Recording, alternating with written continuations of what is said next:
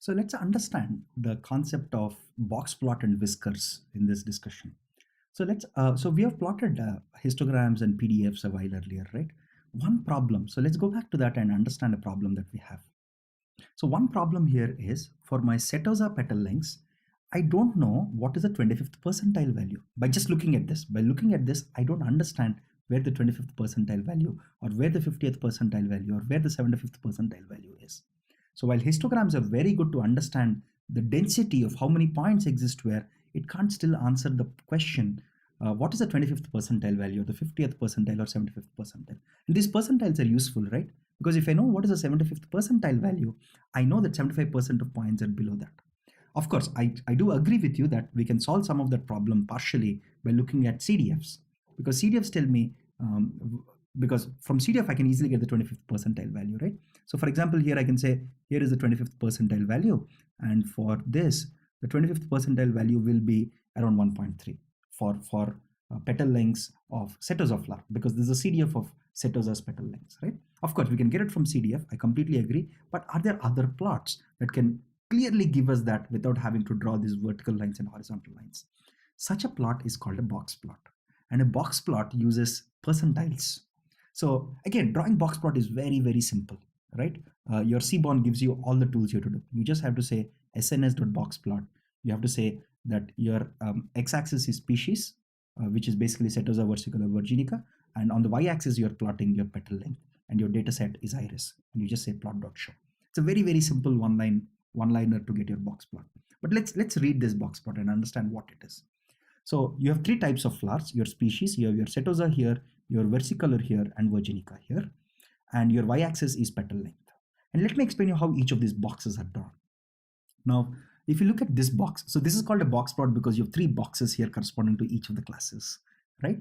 So let's understand this box because it's slightly wide enough and I can easily explain it to you.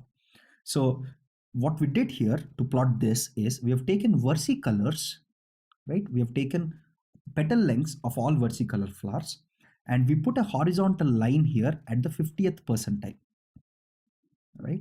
And we put one more line at the 25th percentile, and we put one line at the 75th percentile, right? So this box basically tells me what is the corresponding value of petal lengths for versicolor, for petal length, what is the 50th percentile value, what is the 75th percentile value, and what is the 25th percentile value. And of course, you might ask, how wide do we draw? That's just as wide as your plot is, right? In this case, what they've done is they've broken the plot into 3 equal parts. This width has no significance. The only significance is this, right? Because this is the 25th, 50th, and 75th percentile.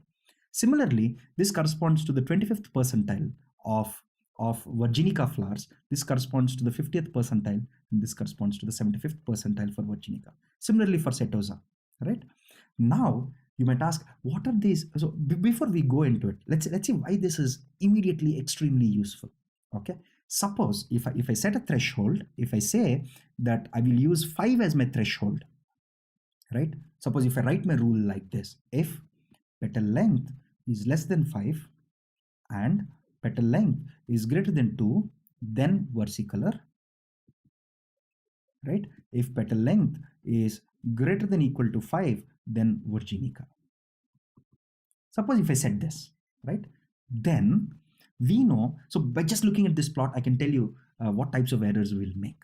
So for example, let's assume I set my value at 5, and 5 is roughly where the 25th percentile value of virginica is, right? Which means there are 25% of points for virginica which have a petal length, because this is 25th percentile value, right? This is 25th percentile value, which is roughly equal to 5, right? Which means there are 25% of petal lengths for virginica which are less than 5, right? Which means as soon as I do this, as soon as I write the if-else condition like this, I'm going to have 25% of my virginicas labeled as versicolors or classified as versicolors. So my error, as soon as I do this, as soon as I have this rule, my error, I can quickly read it from this plot that I'm going to have 25% error, right? Which, because 25% of points which are actually virginica are going to be classified as versicolor if I have these two rules, right? This is very, very useful. Now the next question is, what if I chose this value? Let's look at it. Of course, it doesn't tell you about 30%, 40%, etc. Right now, and this we couldn't read it from PDFs or histograms, right? So that's a big use case of your box plots. I might ask, what are these lines here? Right? We understood the box part of it, but what about these whiskers? They're called whiskers. Okay. So from what I recall, whiskers are what the cat has. I think these are called the whiskers of a cat, I think, if I remember it correctly. And let's understand what these whiskers mean. There is no standard way on drawing these whiskers. One way that people draw whiskers is people say, let me take the maximum value and minimum value.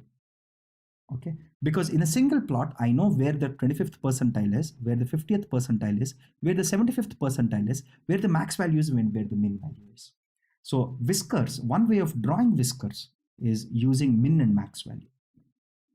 Okay, and you basically say, okay, that this is the minimum value of petal length for versicolor, and this is the maximum thing.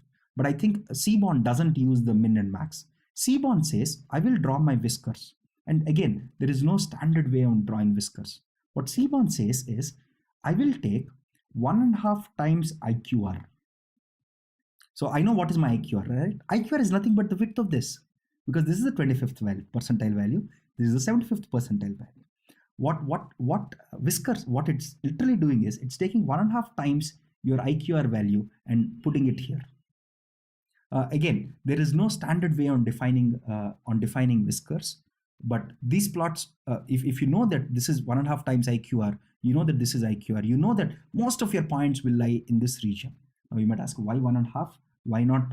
Why not? So because this width is 1.5 times IQR. Okay. Again, why 1.5? Why not? I think Seaborn uses a slightly more complex mechanism, because if you notice here, this is not same as this.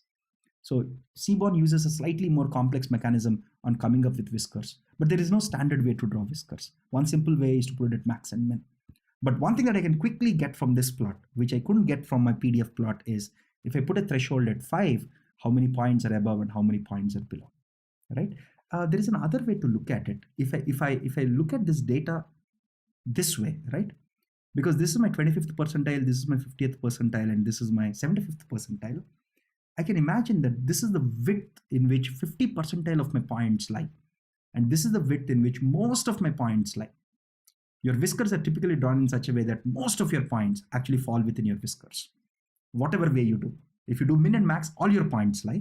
But even if you use slightly complicated method of drawing whiskers, you know that most of your points lie here. So by just looking at your box plots with whiskers, I know that if I set 2 as my threshold, I'm not going to get confused with versicolors or virginicas. Right? Because there's no point beyond this. But if I put this as threshold, 5 as threshold, I'm going to have 25% of error. So box plots are basically, what is your 50th percentile? It's nothing but your median, right? So box plots are taking the ideas of mean, medians, and quartiles and putting it into plot form.